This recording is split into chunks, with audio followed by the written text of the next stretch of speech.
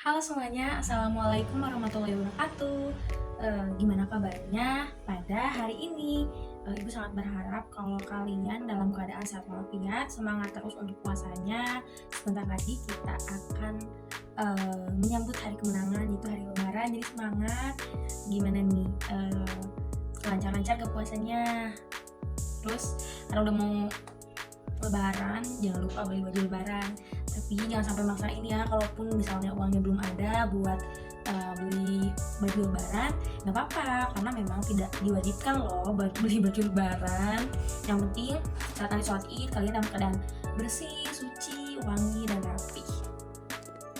Dan jika kalian memiliki uang lebih, sebaiknya jangan lupa untuk bersedekah, dan itu sangat udah mah bagus. Terus sekarang ada di bulan suci Ramadan, itu lebih bagus lagi. Oke. Oh iya, pada kesempatan kali ini ibu mohon maaf ya, karena kita lagi-lagi sekarang belum bisa ketemu langsung, terus juga belum bisa melaksanakan online via Zoom ataupun melalui Meet, dikarenakan ibu ada beberapa kepentingan lain di hari ini. Dan kalau kita ngambil jam malam, seperti yang kita ketahui, kita bakal ada yang terawih, termasuk ibu juga. Jadi ibu mohon maaf untuk kali ini kita menggunakan video YouTube, tapi ibu berharap ini bisa kalian tetap simak dan pahami dengan baik. Nah, pada kesempatan kali ini kita akan belajar bersama-sama terkait bahasa Indonesia, yaitu mengenai tanda baca, mengenai ejaan yang sempurna. Gimana sih ejaan yang sempurna, fungsinya, tanda baca, dan lain sebagainya. Tetap ikutin terus. Nah, di slide pertama ini tadi ibu telah bahas, yaitu tentang bahasa Indonesia, penggunaan tanda baca yang baik. Kita langsung ke slide selanjutnya ya. Nah, di sini teman-teman ada yang tahu nggak kalau bahasa Indonesia itu memang kalau misalnya secara penggunaan tuh bisa saja sih tidak perlu menggunakan aturan yang ada, tidak perlu menggunakan kaidah-kaidah yang ada. Kenapa? Karena selagi lawan bicara kita ngerti, ya nggak apa-apa. Misalnya kayak contohnya nih, kalau di Indonesia itu tuh kalau misalnya nanya mau kemana, misalnya tuh kayak gitu kan. Ada juga tuh orang yang lempeng atau intonasinya tuh kayak mau kemana. Nah, ada yang tinggi, mau kemana gitu kan. Sama-sama saja, dan memang tidak apa-apa gitu kalau dua orang yang berinteraksi itu tuh paham. Tapi kalau secara kaidah atau peraturan, tidak hanya bahasa Inggris teman-teman, tapi bahasa Indonesia juga, kita memiliki kaidah-kaidah atau kita memiliki beberapa peraturan yang bila kita nih, misalnya nih, kita mau membuat surat lamaran pekerjaan, atau misalnya kita mau interview pekerjaan, itu tuh kita nggak bisa bahasanya misalnya lo gua, misalnya aku kamu, itu tuh nggak bisa, tapi kita menggunakan kata saya. Nah, jadi memang kalau misalnya sehari-hari ini tuh tidak apa-apa tanpa kaidah atau peraturan, tapi kalau misalnya kita menggunakan itu dengan untuk bekerja atau sesuatu yang lain, itu harus menggunakan. Jadi memang Indonesia tuh ada namanya itu kaidah atau peraturan juga, atau beberapa kata yang baku gitu, seperti tadi saya, anda itu. Jadi bukan lu atau bukan kamu, tapi anda, itu adalah bahasa yang baku. Atau bukan aku, bukan gua, tapi saya, itu biasanya bahasa baku yang digunakan untuk beberapa acara gitu, misalnya melamar, interview pekerjaan. Nah, makanya ada, kalau kalian pernah mendengar, itu ada KBBI, Kamus Besar Bahasa Indonesia. Nah, Kamus Besar Bahasa Indonesia tuh banyak gitu katanya yang sesuai gitu. Nah, tapi di dalam penggunaan bahasa Indonesia itu, misalnya kita udah menggunakan KBBI, tapi tidak segitu sebebasnya gitu. Di Indonesia itu ada namanya EYD. Kalian pernah mendengar nggak nama EYD? Jadi EYD itu adalah ejaan yang disempurnakan. Biasanya di dalam soal, carilah kata yang sesuai dengan EYD. EYD itu adalah ejaan yang sempurna. Jadi kalau misalnya ada yang tanya KBBI itu apa? Kamus Besar Bahasa Indonesia. Tapi kalau ditanya EYD itu adalah ejaan yang disempurnakan. Nah, apa sih pengertian tadi udah ya, terus penggunaan dan peran penting EYD. Nah, nomor 1, pedoman EYD adalah pedoman ejaan bahasa Indonesia yang sudah berlaku sejak 1972. Nah, udah lama ternyata teman-teman. Jadi misalnya teman-teman udah ada yang tahu, syukur, tapi kalau misalnya ada yang baru tahu sekarang, nah kalian sekarang jadi tahu bahwa EYD itu telah ada sejak 1972. Jadi sudah lama ya, bahasa Indonesia itu menggunakan peraturan atau kaidah-kaidah yang ada. Lalu yang kedua adalah sebagai pembakuan dalam membuat tata bahasa. Nah, tadi yang Ibu sampaikan bahwa saat kita menggunakan kata yang ada di KBBI atau beberapa kegiatan tidak bisa menggunakan bahasa yang sangat tidak formal, misalnya lo gua, terus aku kamu, enggak. Tapi saat kita interview pekerjaan, melamar pekerjaan itu menggunakan tata bahasa yang bagus seperti saya, Anda gitu. Jadi EYD ini tuh digunakan sebagai kayak gini.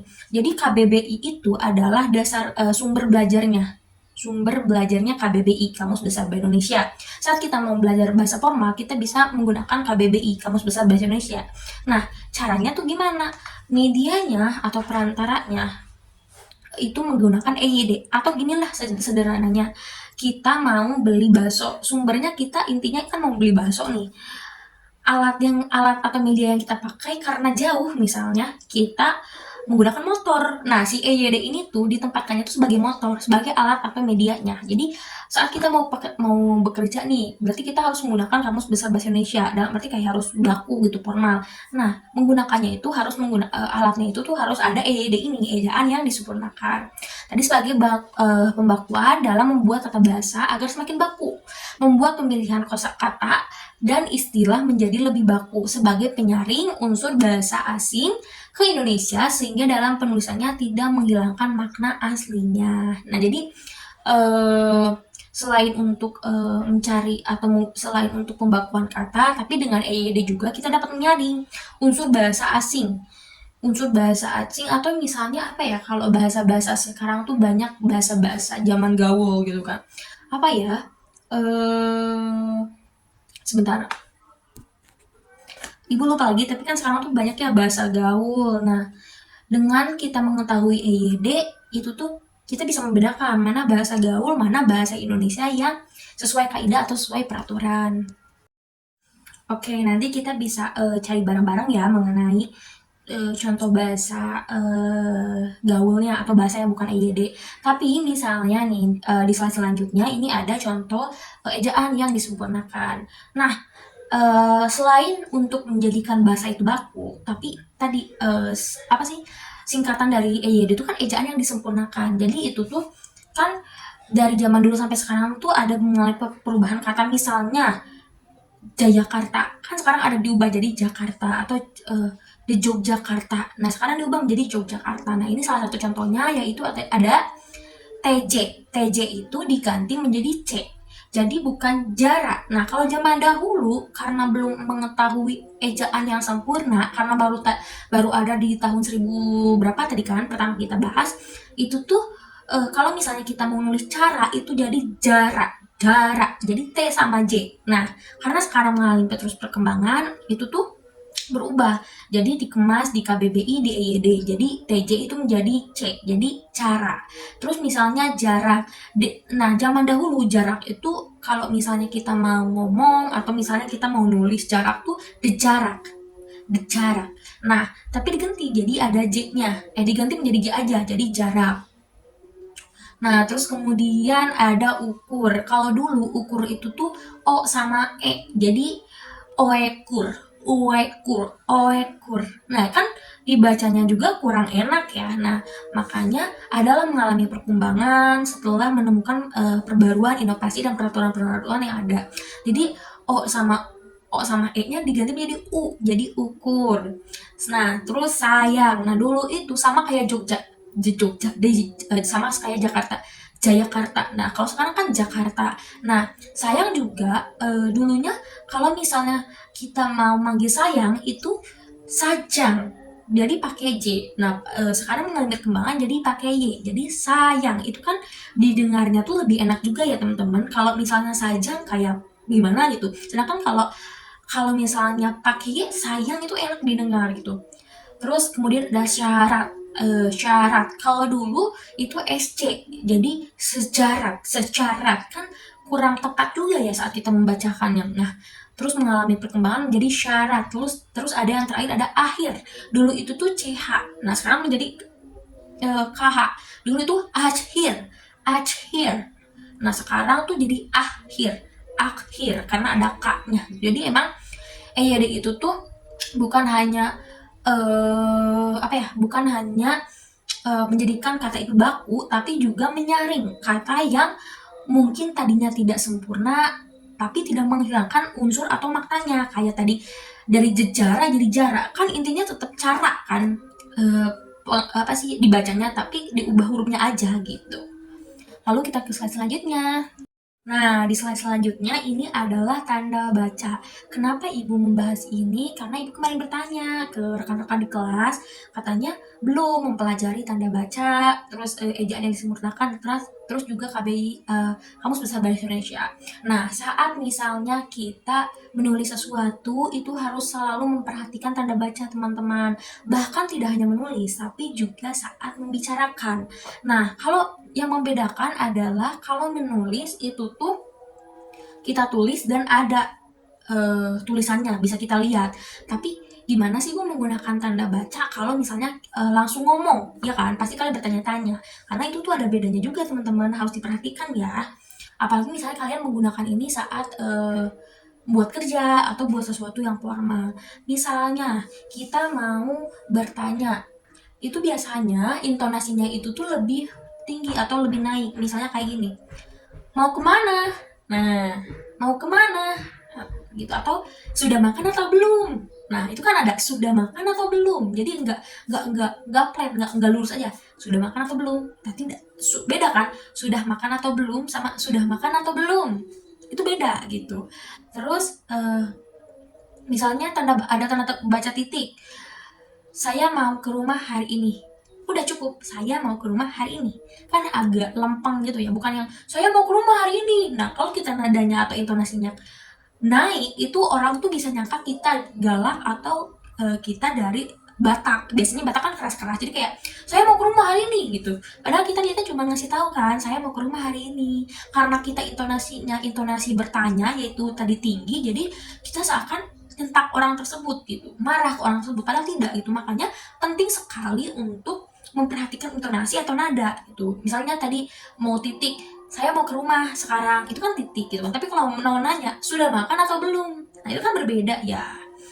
Nah kemudian lagi ada nih teman-teman, tapi nggak apa-apa, kita lanjut aja. Nah kemudian secara pengertiannya apa sih? Nah, pengertiannya adalah tanda baca merupakan tanda yang dipakai dalam sistem ejaan. Sebentar ya teman-teman, ada dulu. Oke, maaf ya teman-teman, barusan agak sedikit tertunda karena azan dulu. Nah, pengertian dari tanda baca sendiri yaitu merupakan tanda yang dipakai dalam sistem ejaan. Yang tadi tuh, tanda yang dipakai dalam sistem ejaan. Contohnya, seperti titik, koma, titik dua. Dan tanda baca ini berperan untuk menunjukkan struktur dan organisasi suatu tulisan dan juga intonasi. Nah, yang tadi Ibu bahas yaitu intonasi serta jeda yang dapat sewaktu pembacaan. Tadi ya yang ibu bilang, misalnya saat kita mau bertanya itu tuh biasanya intonasinya tinggi teman-teman, kayak misalnya sedang apa gitu kan, sedang apa, bisa juga turun sedang apa gitu. Tapi kalau misalnya titik gitu, kita cuman kalau misalnya kita besok mau ke rumah, nah kalau kita tinggi itu tuh orang tuh bisa nyangka kita marah teman-teman, atau misalnya bisa nyangka kita meminta dia gitu. Jadi memang harus adanya penggunaan intonasi ataupun nada. Nah, selain daripada itu juga biasanya tanda baca ini tuh digunakan untuk sebagai jeda. Misalnya, hari ini mamah masak, sedangkan saya sedang belajar. Jadi misalnya dengan adanya tanda baca itu tuh sebagai pembeda mana titik, mana tanda tanya. Misalnya kayak gini. Ada informasi hari esok sekolah libur, titik. Terus aku nanya nih, atau ada orang yang nanya ke kita, kamu mau kemana besok? Nah saat itu biasanya itu ada tanda titik sama tanda tanya. Jadi ada kalau memang secara kalau kita membaca tuh mungkin tidak terlalu terlihat kecuali kita menggunakan intonasi tersebut itu. Tapi kalau misalnya di tulisan itu tuh sebagai pertanda, dan itu tuh pasti jelas kan karena dapat kita lihat. Oke, nah, kita langsung aja ke slide selanjutnya ya. Nah, teman-teman kan pasti bertanya ya, apa sih fungsi dari tanda baca? Nah, fungsi dari tanda baca itu adalah yang pertama, mengatur adanya jeda ketika kita membaca suatu kalimat. Misalnya kita di pelajaran bahasa Indonesia atau saat kita baca, biasanya Indonesia tuh suka ada tugas ceritakan liburanmu, apalagi nih beres lebaran biasanya. Atau misalnya kamu punya cerita, kita kan nggak mungkin ya cerita tuh kayak nerelong we gitu, kayak misalnya lurus aja enggak. Nah, dengan adanya tanda baca ini, kita tuh bisa ngasih jeda gitu. Karena ditandai, kalau ditulisannya sendiri itu ditandai dengan koma, kalau dalam membaca itu ditandai dengan intonasi atau nada. Biasanya kalau misalnya mau ada jeda itu tuh udah naik diturunin dulu. Nah, oke. Lalu yang kedua itu ada mengatur intonasi dalam pembacaan suatu kalimat. Nah, yang tadi, yang ketiga ada memberikan penegasan kalimat. Contohnya seperti kalimat tanya, kalimat perintah, dan lain sebagainya. Lalu yang keempat ada untuk menggambarkan struktur kata atau kalimat yang ada di dalam sebuah tulisan. Lalu yang terakhir itu untuk menunjukkan tata kata yang ada di dalam sebuah tulisan. Nah, kalian sekarang udah tahu ya pengertian ejaa, EYD, pengertian tanda baca, fungsi tanda baca. Kalian nanti bisa belajar lagi, pahami lagi. Ini videonya kan bisa terus kalian ulang ya kalau misalnya kalian masih belum mengerti gitu. Nah, kita kasih contoh aja ya biar langsung kalian paham contohnya. Nah, contohnya. Nah, untuk tanda bacanya sendiri mungkin Ibu belum langsung banyak ya, cuman pakai titik, koma, nanti kita lihat lagi ke bawah. Nah, tanda baca titik ini biasanya digunakan pada akhir kalimat pernyataan. Beda pernyataan sama pertanyaan. Kalau pernyataan itu suatu ungkapan informasi umum. Kalau pertanyaan ya kita nanya. Kalian harus bisa membedakan, jangan sampai ketukar. Nah, secara umum kamu pasti tahu kan kalau kalimat berita diakhiri dengan tanda baca. Tuh tadi informasi ya. Contohnya Justin Bieber akan konser di Jakarta. Titik. Itu kan informasi ya. Kita jadi tahu Justin Bieber ini tuh bakal mengadakan konser di Jakarta. Nah, biasanya informasi itu tuh ditandai dengan adanya tanda titik di akhir kalimat. Jadi kalau misalnya kalian bingung dalam suatu cerita nih, kalian bingung ini apa ya kira-kira. Nah, kita bisa lihat di akhir kalimat. Apakah tanda titik, apakah tanda koma gitu.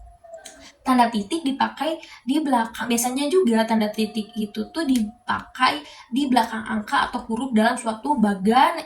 Terus kemudian ada ikhtisyar atau daftar. Misalnya kalau kalian bikin proposal atau misalnya kalian bikin apa ya, sesuatu yang berkaitan dengan sekretariat, itu tuh ada misalnya satu titik patokan umum 1.1 itu isi karangan. Jadi biasanya titik itu dipakai untuk di di belakang angka gitu. Jadi kalau misalnya kan awalnya 1 titik tuh patokan umum, isi karangan tuh gak mungkin 1-1 karena kalau 1 saja di 11 dong. Nah, makanya digunain 1.1 biar tahu 1 pada bagian 1 gitu.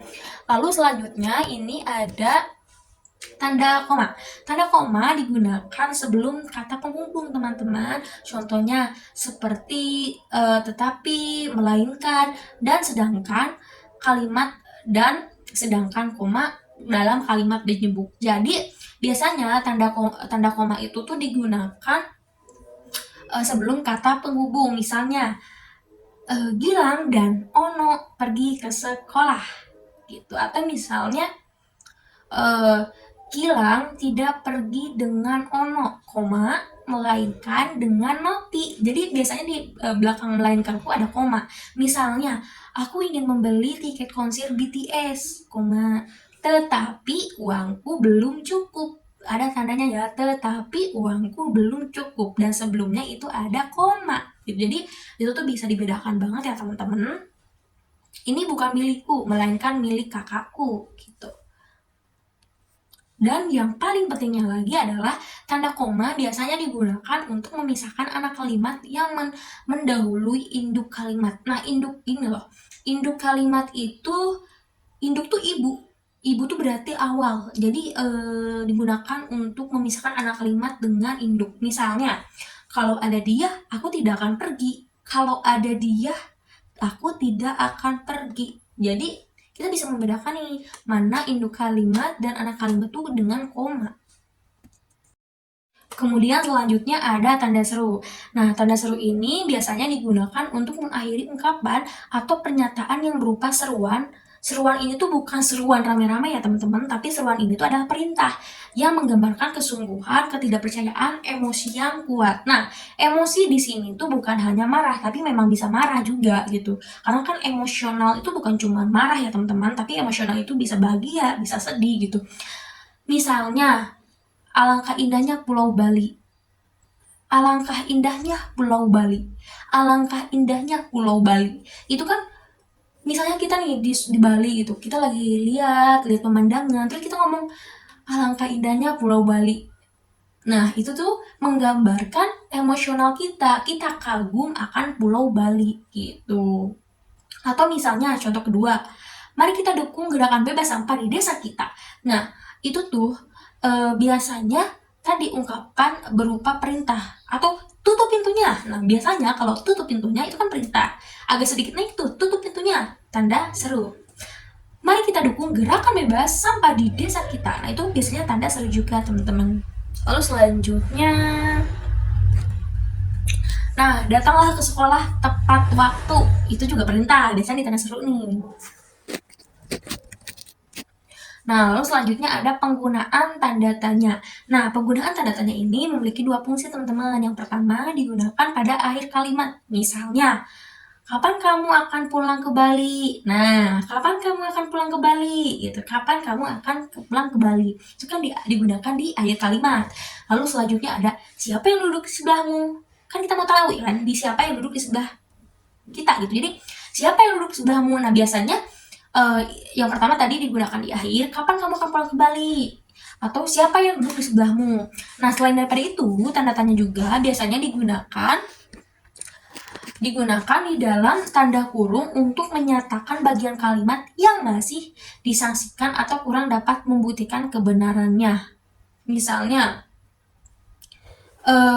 Gilang tuh mau nanya ke Ono, kamu kelahiran 2001 ya? Itu kan belum tentu ya, bisa aja Ono tuh kelahiran 2003, 2002. Nah, kalau kalian nulis di buku, itu bisa membedakan.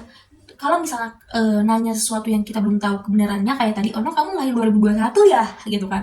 Itu kalian bisa menulisnya dengan tanda baca, terus dikasih kurung. Ya, tapi kalau misalnya dibacakan kayak gini ya tidak ada bedanya ya teman-teman. Kalau misalnya kayak gini, kamu kapan pulang ke Bali? Atau kamu lahir tahun 2001 ya, itu kan tidak ada pembeda ya kalau kita membaca. Tapi kalau misalnya ditulis itu tuh harus jelas teman-teman, harus sesuai dengan peraturan atau kaidah yang ada. Apalagi misalnya digunakan tadi untuk sesuatu yang formal, jadi jangan asal-asalan gitu. Kemudian, nah mungkin dicukupkan saja teman-teman untuk pembelajaran kali ini. Jadi intinya kita bebas sih menggunakan bahasa Indonesia bagaimanapun gitu, karena yang penting dalam berbicara, berdialog, menggunakan bahasa itu tuh yang penting satu sama lain yang diajak berinteraksinya mengerti gitu. Tapi ada beberapa hal yang harus kita pahami dalam menggunakan bahasa. Misalnya kita akan menggunakan di sesuatu yang formal. Misalnya kita ingin melamar pekerjaan atau membuat surat lamaran atau interview, itu kita harus bisa membedakan nih penulisannya, penggunaan bahasanya, intonasinya. Nah, kita dapat belajar atau kita bisa mencari bahasa baku itu di KBBI, Kamus Besar Bahasa Indonesia. Tapi sebanyak apapun KBBI, kalau misalnya kita saat membacanya atau menulisnya tidak menggunakan ejaan yang sempurna, EYD tadi, atau tidak menggunakan tanda baca, ya sama saja teman-teman. Tidak ada pembeda dong kalau seperti itu. Nah, kenapa kita belajar ejaan yang sempurna dan tanda baca? Agar kita bisa membedakan, bisa membatasi bahasa dan tulisan mana yang pantas untuk formal dan tidak formal. Nah, mungkin sekian pembelajaran yang Ibu dapat sampaikan. Jika kalian ada yang masih belum mengerti, bisa ditonton berulang-ulang, karena ini kan di YouTube gitu kan. Kalian bisa mengaksesnya kapan saja dan di mana saja. Tapi kalau misalnya kalian masih belum mengerti nih, udah terus mengulang materi kali ini, kalian juga bisa kok bertanya ke Ibu, mau itu di grup ataupun juga di jalur pribadi di WA ya teman-teman. Tapi harus sungguh-sungguh nih nanyanya, jangan cuma bercanda ya teman-teman. Nah mungkin sekian pembelajaran kali ini, Ibu harap kalian dapat mengerti lah sekali langsung nonton, ini hal gampang, mudah gitu. Anak SD juga sudah tahu insya Allah gitu, jadi Ibu yakin kalian juga pintar-pintar nih gitu. Nah Ibu harap kalian dapat mengerti tadi, mohon maaf jika apa yang Ibu sampaikan masih kurang bagus dalam penyampaiannya, dan Ibu berharap kalian dalam keadaan sehat selalu, lancar-lancar puasanya. Assalamualaikum warahmatullahi wabarakatuh.